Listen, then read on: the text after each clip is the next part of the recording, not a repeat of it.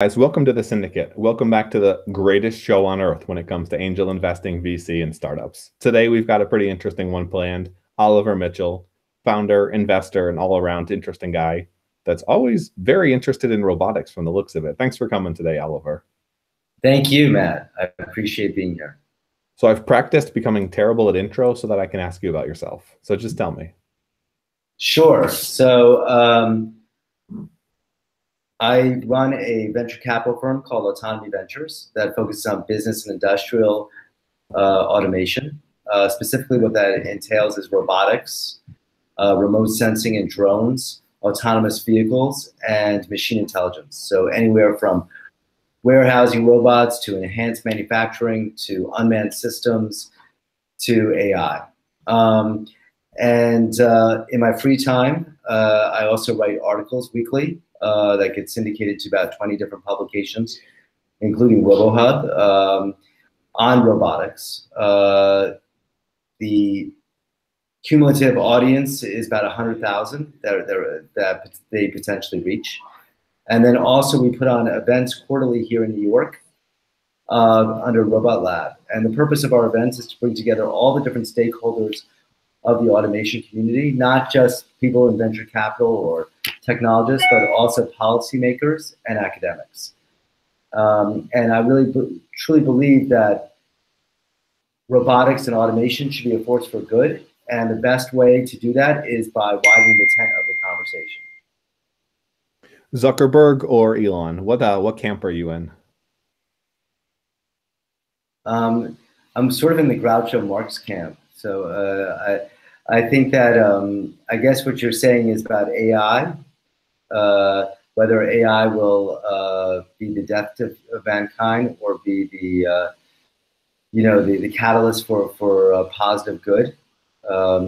So I think I'm in the middle of both those camps. Clearly, Elon Musk and other thinkers in the space have raised major concern about artificial intelligence if it's unhampered.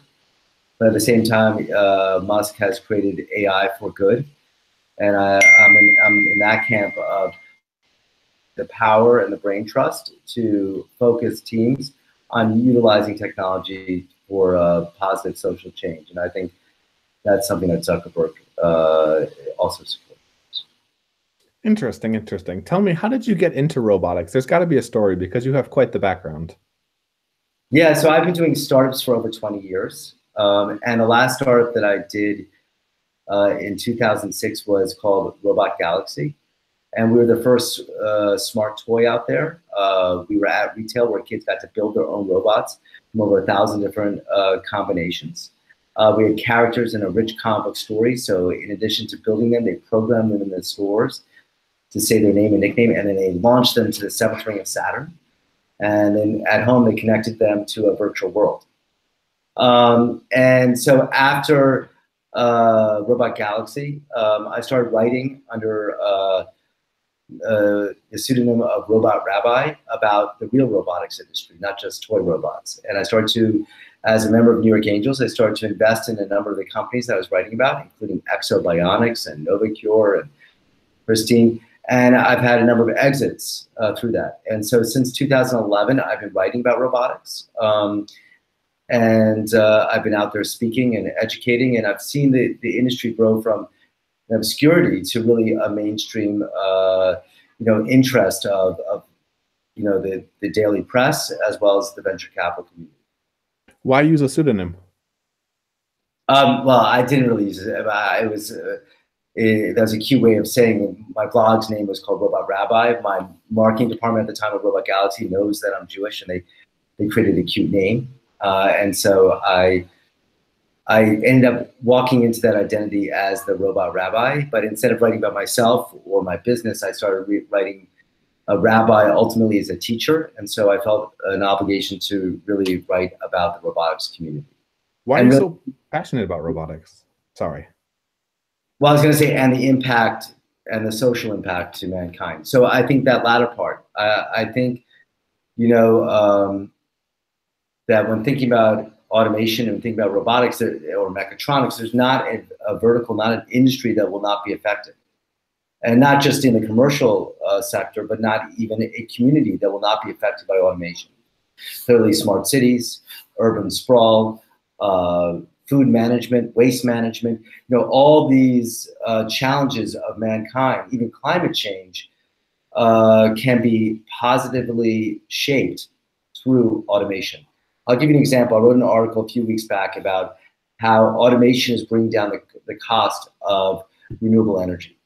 And clearly, the two biggest challenges for the 21st century is the crumbling infrastructure of our cities. I live in New York City, and the modern city of New York really got started to be built in the 1890s to up until the Great Depression. And so we are using infrastructure, subway infrastructure, energy infrastructure that was built over 100 years ago. And now, it was built for 2 million people, and now we're going to have 9 million people in the city. So clearly, automation technologies can help improve that, and database technologies and AI-based technology can help improve the partitioning of energy, the smart transportation, and the quality of life. Likewise, going back to renewable energy, the second challenge facing both cities and the rest of the world is climate change. Clearly, in New York City, we were very affected by Hurricane Sandy. It was a superstorm, and we're seeing last year Houston, Puerto Rico, Florida. All these big superstorms are becoming not the abnormal, the atypical, but they're becoming normal. And so, likewise, solving climate change, automation is a big factor in that. And so, for example, doing solar farms, having automated robots that clean the solar panels in dusty, arid climates without any water is bringing down the cost of harnessing that energy. And likewise for offshore wind, having drones, check on the maintenance of wind turbines that are in remote, dangerous locations is also bringing down the cost. So I think that there's a tremendous amount of opportunity, and that's why I'm so passionate about it. How do you handle investing in such a cash-intensive CapEx space? Okay, so going from sort of the social impact to the financial impact, I think that there's a couple of things. Number one is we invest at seed. And so we like to invest in companies that are producing enabling technologies that are platform-based. So we would not invest in a company saying we're going to build the newest electric vehicle autonomous car, and we're going to be soup to nuts end-to-end system builder of that. And while we're coming to you today for $3 million, we're going to need over the course, $200 million out there. That would probably not be a wise investment for us, because by the time that they go to market, our share of the round would be diluted out. But we like to invest in enabling technology. So I'd be very excited to invest in the cybersecurity company, patrolling the car and securing the autonomous vehicle and connected vehicle out there. And they're selling their services as just any software license out there. And then they eventually will potentially be purchased as an MAA purchase of a big tier 1 or OEM out there. So we really look to be very capital efficient in our investments. And then there's a number of things that are happening, obviously, with the with the cost of sensors going down, the cost of infrastructure for creating startups going down, and also the great talent pool in the places where we invest. Autonomy Ventures is fairly specific, not just in our investment thesis, but in also where we get our deal flow. One is Israel. I've been investing in Israel since 1995. Number two is the reason why we're in New York City is because we see New York in the center of this amazing academic corridor that goes from New England down to Washington, D.C., out to Pittsburgh. And the third is the Valley. And what we tend to find is that valuations going from the Middle East out to the Valley, tend to get higher as they go west, and we happen to be in the middle there, so we tend to be fortunate to take advantage of that. So why did you change the name from Mach5 Ventures? What's the story there? And what's the reasoning? Mach5 was a different company, and Autonomy Ventures is a different company, just plain and simple. Mach5 Ventures was an advisory firm for Israeli startups entering the US market. And while we would separately, as partners, make angel investments in these companies, our primary mission was to offset their corporate management in entering the U.S. marketplace by being that beachhead. Okay, bad research on my part. So talk to me a little bit more. You've been an operator. I can see what happened there. You entered in Mach5 Ventures and it went to Autonomy Ventures. It does. It redirects it there. So you've been very successful as a founder. I imagine that's where the cash from angel investing came from. But how did you start getting into investing? I guess I'm a masochist. So so I've been doing startups for over 20 years. I started my career in advertising, launching brands like Snapple, Moët Chandon, Hennessy's new brands, and then I went into M&A. And through my M&A activity, I got involved as a founding member of a financial services company that was the first company to place ATMs outside of bank branches and retail locations and malls, and we surcharged for that. We were the first people to surcharge in America. You can thank us every time you charged $1.50 or $3 now. And so within 32 months, we sold that to American Express. So I guess the first company I got involved in did really well as a startup. And then I also had, from that M&A activity, we actually sold that company to Tyco around the same time. So that also did well. And so I had the bug, and I like to be a thing. I'm a tinkerer. I like to see value through my hands. And now today I find myself on the other side of the table as a venture investor, but we take a very different approach. So in addition to our investment thesis and our geography, we also are very proactive. And so we don't invest in a lot of deals. It's looking at like 2 to 4 a year, and where we take active advisory roles or board roles in the companies to help grow them, not to be a roadblock, but to be an enabler. How has your experience improved or changed your thesis? Of investing in automation? I imagine you've learned a bit since you started. What have you learned, and how has that changed how you look at companies, investments, and the like? Sure. So, I mean, every day is a learning experience. And I think that within automation and within the acceleration of advanced cognitive and computing technologies, it's moving extremely quickly. So I think,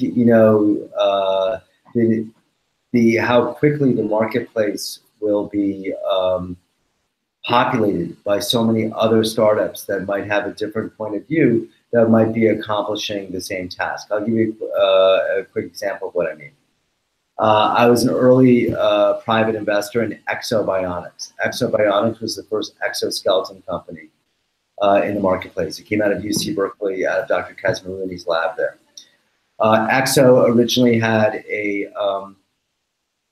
just point of history, Exo originally sold to the military through a license through Lockheed Martin, and then eventually entered the medical space, helping people with spinal cord injuries walk again, helping stroke victims rehabilitate themselves to be able to walk. And now they've expanded to sort of the able-bodied market. When Exo first came to the marketplace, they were the only one. Within a year, they went public at the same time as WeWalk, an Israeli company that I wrote about earlier, that led me to invest in Exo, because I thought Exo had better fundamentals when I did my research. And then so it was just WeWalk and Exo. Today, there's about 25 companies within the exoskeleton space in a very short time period. And so the opportunities to invest require a very disciplined portfolio approach to be able to harness that.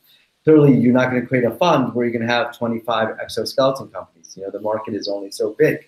And also, you don't want to be disingenuous to that next company. You want to give them all the resources that you have at the disposal. So the opportunities, I think, for investors in this space is to align themselves with people that have portfolio discipline. And so likewise, so when we look at the automation space, we don't necessarily look at it from a vertical standpoint, but we look at it from a technological standpoint. And so, for example, we're an investor in Carbon Robotics, which is a low-cost robotic arm. I'd be challenged to invest in another arm company, another enhanced manufacturing company that's going through their technology. But I'd be very interested in investing in a warehousing company or a company in shipping and logistics. And so having a complete portfolio that is representative of the opportunities within the marketplace enables smart LP investors to reap the benefits of it.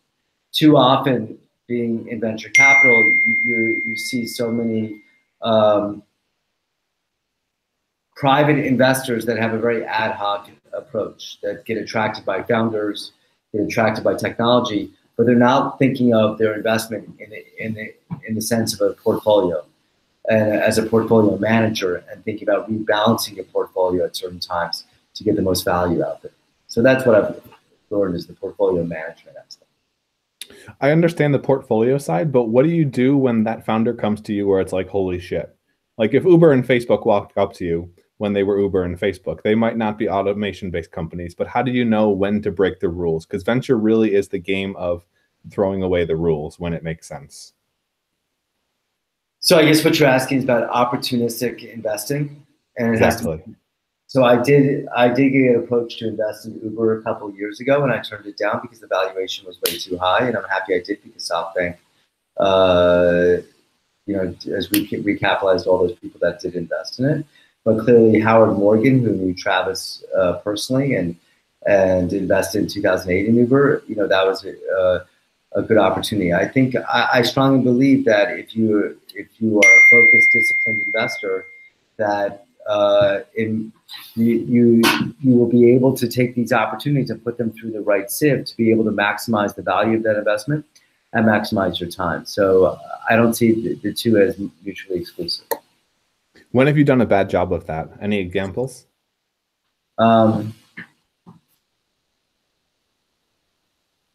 Every investment hits a home run. There are factors that you cannot control. RobotGalaxy, a company that I founded that I love to this day, I ended up having to euthanize. I don't say kill. I euthanize it. Let me just turn off my email so we don't get those beeps. Because we were a factor of the 2008 recession, and sort of a Maslow's pyramid of needs.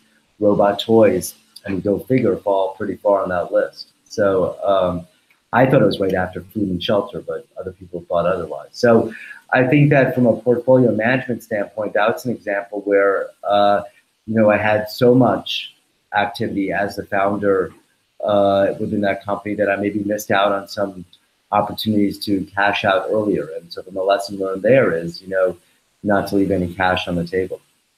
When is it time to take something out behind the barn and shoot it in the head, so to speak? It sounds like you've been through this both as a founder and probably as an investor as well.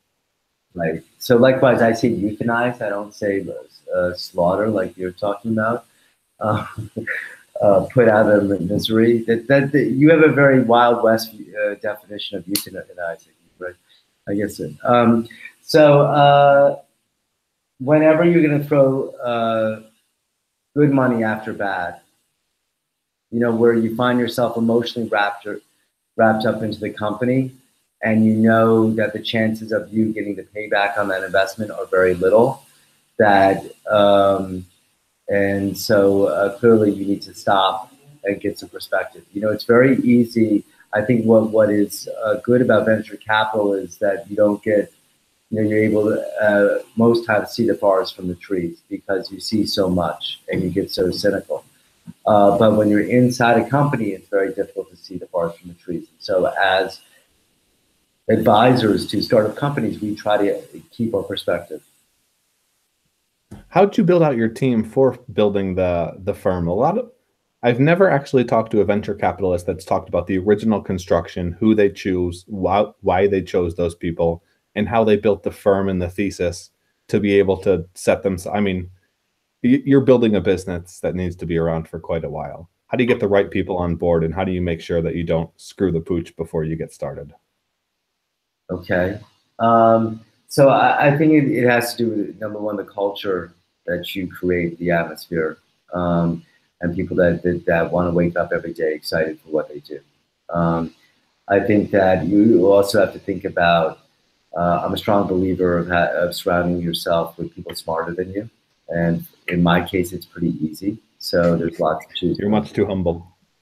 So my partner, I don't come come from the venture capital world. As an example, I come from the operating side. So my partner comes from venture capital. He ran Merck Ventures for a very large company, Merck Pharmaceutical, and it was a separate fund that Merck was the single LP in. And he brings a lot of portfolio discipline, a lot of financial discipline, a lot of big company expertise that frankly, I've not been around. And so I think, within a partnership, you want to offset each other and complement each other. And partnerships are the hardest thing for founders and also for companies. Lynn comes from Bloomberg and just extremely passionate, extremely bright, extremely, in our company, being a self-starter is a very good thing. And really, find your individualism to be able to make your own mark. And so in other companies, that might not be a good thing. So it depends on the culture of the company. So I have one more direction I want to take this before we jump into the lightning round, and that's the future of autonomy. Give me some bold predictions and timelines. No one likes to talk timelines. They always get terrified by them. But the good part is if you're right, it's awesome. And if you're not, then no one really remembers. So give me some bold predictions about where you see the future of the economy going, specifically related to the sectors you guys are focused on. Sure. I'll give you bold predictions. By 2250, the autonomy will be fully in place. And just call me then. In all seriousness, people that make predictions are very smart to predict after they die, so no one can hold them accountable for it. But I do think what will happen is, why predictions are challenging is because, things like autonomy are not like a light switch. It doesn't come on or off. It's an evolutionary cycle. So while we might have the technology for autonomous cars, for them to make a right-hand turn on 44th and Madison in New York City, that's a lot more challenging. And so maybe, and what we have to think about is what do the city planners are going to think about there? How are people and cars and bicyclists and deliveries going to work together, and trucks and construction? And so maybe the idea of a city is going to change. And I think that, while I would not make predictions of dates, I would make predictions of themes, that the idea of a smart city and how people are thinking about cities will affect the current cities like New York and London and Paris. And so, for example, like someone like Dan Doctoroff of Sidewalk Labs and what they're doing in Toronto, and thinking through the waterfront in Toronto as being a smart city will definitely have impact, and it already has impact on city planners today in very established older cities around the world. Number two is, I think that when you think about autonomous cars, that there's urban driving and then there's highway driving, and there's level 1 through level 5. And so the idea that you could have in the next few years lanes that you would go into and put on autopilot and go to hands-free mode, that to me seems very practical. And so the idea that high occupancy vehicle lanes will be replaced by hands-free lanes, and maybe the same thing, maybe they will be ride sharing as well. And so that to me seems a very reasonable expectation to foresee in the near future. I think the idea, we know that by 2030 we're going to have 70 million people over the age of 65 in America. So the idea of implementing advanced computing technologies and robotics to help out our growing geriatric population, it will be a real thing. So that I feel comfortable in saying that you will see more technology to offset caregiving for our seniors. We also know that populations, both urban populations and global populations, by 2050 will reach 9 billion people. And so that, we're going to have to rethink how we grow food and agriculture. And so the idea of urban vertical farming, of taking over, old manufacturing buildings and actually making vertical farms that are serviced robotically, that's a real thing. And you're going to see a lot more of that. And you're going to see a lot more of smart data a sensor-based farming to produce agriculture in a very smart way that's good for the environment and good for the human being. And when we think about renewable energy, the real key there, I think, is how can we get renewable energy to profitable without government subsidies? For the past 10 years, solar has had an amazing incline, but ever since the Trump administration cut back its subsidies, it's gone down by 65%. So we know that solar and wind and other renewable sources are going to be very important for our energy matrix of the future in the United States and globally. So how can we make those profitable? Well, there are countries doing it. England and the Nordic countries are doing it in the North Sea and the Baltic Sea. So we should really try to think about, and maybe as a prediction, is that renewable energy will be something that will not just be a government subsidy that governments promote as the future, but will really become the future and will really be part of our lives, hopefully more than fossil fuels, because the fossil fuels are, then we are the fossils, and fuel that we're consuming is the pollution. So, very well said. Is it fair to say, at least with many of these predictions, that the consequences, the technological advances, are more likely to occur and be rolled out earlier outside of the U.S. just due to regulations and some of the challenges with dealing with U.S. government, healthcare, cities, etc.? To be diplomatic here, so I think the U.S. has 15,900 plus municipalities, right? So that obviously holds a challenge for implementing, say, autonomous vehicles, right?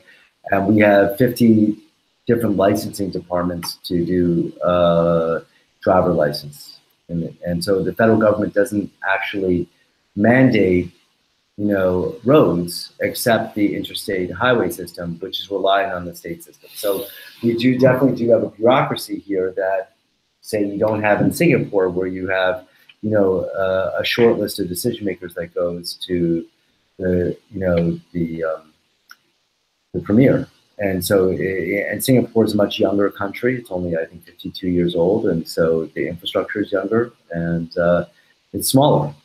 At the same time, Matt, I want to be cautious because there's a lot of great progressive policymakers that are thinking about these technologies in a very forward-thinking manner. And so in the United States, I'll give you a great example. The mayor of Pittsburgh, invited Uber to begin its self-driving program there, and that's why Pittsburgh was the first city to do that. I know that Andrew Cuomo is very involved in the smart cities and renewable energy and the nanotech center in Albany. And so in my state, if you would. And so I think that we have a lot of progressive thinkers that are growing up around technology and that are embracing it instead of fighting it. So while it's easy to get cynical in the United States by reading the newspapers, and I guess I only subscribe to the fake news today. So, it's all fake news, right? But we're fake news. We're making fake news. Isn't that exciting? Mm-hmm. And so I think there's a lot to be hopeful for, and across the board. And I think that you're going to see it's almost going to be very competitive based upon who's embracing automation. Now, automation is not the panacea that's going to solve all problems. Ultimately, automation is only as good as people that program it. And there's definitely ethics to be involved in that. And so going back to your original question, I mean, Stephen Hawking and Musk are right to bring up the ethical problems as well. Yeah, that's the question. What happens as jobs start to go away? I want to jump into the lightning round. How's that sound? Sure. What's the first deal you did? Holmes Protection. Took it from the London Stock Exchange, brought it to NASDAQ, brought in new management, and sold it to ADT Tyco. Okay. What are you excited about today? What gets you pumped? Robots. Yeah? Anything in particular? Any particular robot? Oh, you said robots. I thought you said lots. Okay, robots are pretty darn exciting. You've seen some of the stuff that's happening is unbelievable. Two biggest wins to date as an investor. Sorry? Two biggest wins to date as an investor. Two biggest swings? Wins. Home runs. Exobionics and Novacure. Novacure went public at 1.5 billion. I hope you got to try out the Exobionics. It looks incredibly cool. I did not. No, it's a little bit more complicated. Unfortunate. Biggest company you've missed. Anti-portfolio. We'll skip Uber because the valuation was a bit high. Okay. Most recent one was TowerSec, and it got sold to Harman, which got bought by Samsung. So that would have been nice. It happens. It happens. What field you might be biased will dominate the next 10 years in exits and IPOs? Automation and cognitive science. Yeah, I need to replace that question because every VC is completely Just spent the last 45 minutes making this claim. Okay, what's overhyped besides ICOs? Oh my, everything. Everything. Oh, that's a cynical answer. What podcasts, blogs, etc. What are you looking to, reading, listening to on a daily basis to stay informed? Yours. I like it. That's a great way to pat the ego. And let's get one productivity hack. What's something you do others could benefit from that makes you awesome, besides classical music, which that personally is one for me as well? I think ultimately I'm a dad and I'm a husband. And so making family time is really important, and that's pretty awesome. Actually, that is a great hack because you're shortening the amount of time you have available. So it's just getting rid of all of the shit on the side. You just have to be efficient. And Oliver, I know you've got to be efficient. So thanks for coming today. Where is the best place for people to check you out? I want to press about jobs. I mean, I do want to do it. Go for it. Go for it. So automation and jobs is a very important concern. And really, we're entering a period where the idea of a multi-generational job is disappearing. And we're seeing, huge pushback worldwide on that in a political sphere. And so I think as roboticists and people involved in emerging technologies, we have to be very forward thinking about that and trying to, once again, involve people in the conversation, including labor. And whenever I do keynotes about robotics, I always end it with a weather report. And I always say that if you were going to find out that tomorrow is going to snow or rain, most likely you're going to leave the house with an umbrella. And so everything that I've said today is not science fiction. I mean, we've been making robots on Mars for 30 years now. So this, that it should come as no surprise to the Teamster Union that autonomous trucking is going to happen. But how do we involve them in the conversation earlier to make the friction point less, and then take those younger workers and get them involved in the new economies? And I think that's something that's really important. I feel like it's a lot easier to talk about than to execute, though, because some people just have certain skill sets and lack certain. Some people are going to have challenges being intellectually capable enough to handle the coming economy, is what it feels like. Right. So so now you're the cynic, and so I would say this: a good friend of mine, Eric Daimler, we're both going to be speaking at South by Southwest together on March 12th. And so Eric was the chief innovation, he's a White House innovation fellow at the Obama administration. And he would tell you that I think in West Virginia, they instituted a job training program, taking coal miners, right, who were out of work and teaching them how to program the latest software code. And you're right. There's a huge shift in thinking in mentality. But when they graduated, learning that new software code, the empowerment that they felt, even knowing that in 5 years what they learned will become outplaced, they felt like they could now take on any challenge. So getting involved, people earlier into the conversation and getting the concept of being a lifelong learner part of the conversation is so important. For example, here in New York City, very close to some state senators and assemblymen who represent some low-income minority communities.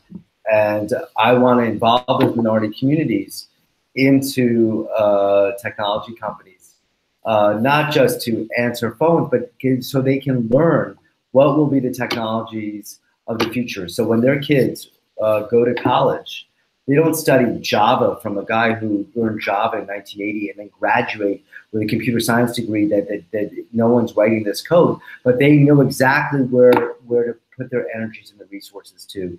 And they recognize that to succeed in this next world, we have to actually think about lifelong learning in a very mindful way. And so I think, the way we can, I'm not saying there's not going to be friction. The way we can reduce the friction is by involving people in the conversation earlier.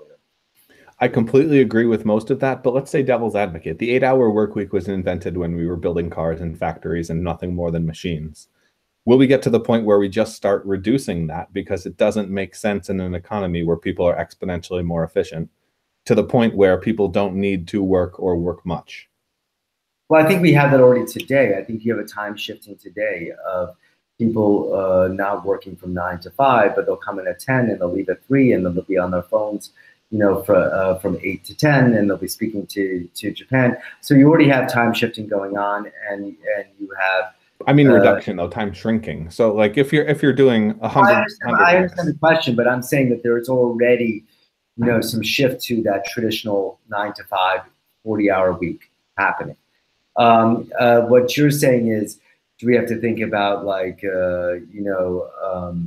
UBI and stuff like that, universal basic income, and where people could like be getting a stipend from the government and then be focused on their hobbies or things that excite them, as their full-time career, and maybe that we have, more people becoming ateliers and craftsmen and less people involved in corporations.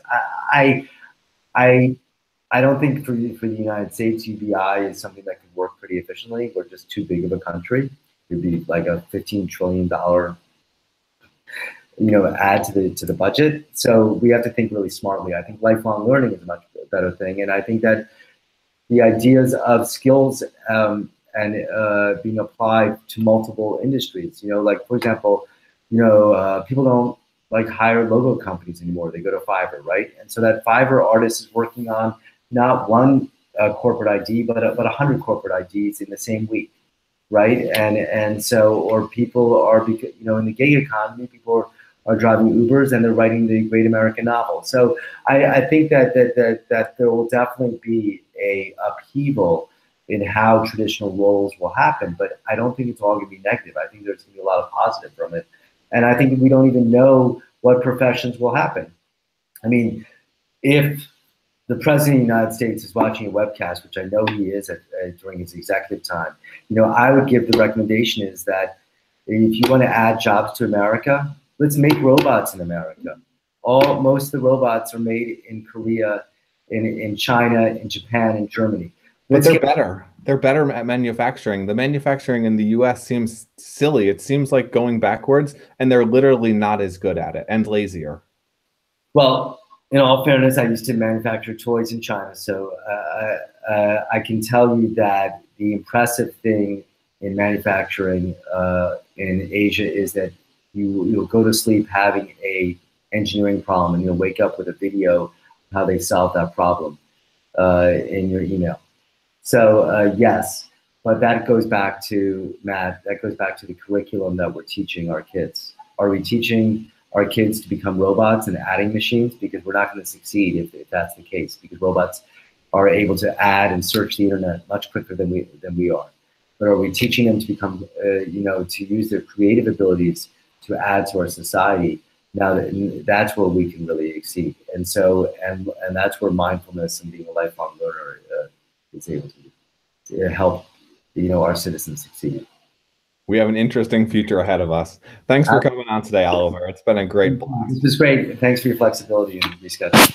Oh, absolutely. And where is the best place for people to reach out to you and say you're awesome and send you a robot?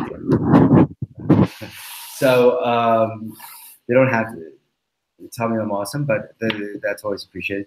So Twitter is @TheRobotRabbi. Blog is robotrabbi.com. They can go to Meetup and go to Robot Lab if they're in New York. You can go to LinkedIn and type in Oliver Mitchell. They can go to Autonomy Ventures and go to the contact page. And of course, guys, links to everything will be at the syndicate.vc. If you haven't subscribed already, make sure you do. Rabbi has 2 B's in case you were wondering. I did not realize that. And this has been another episode of the Syndicate where we get the greatest investors in the world. Thanks for coming today, Oliver. Thank you.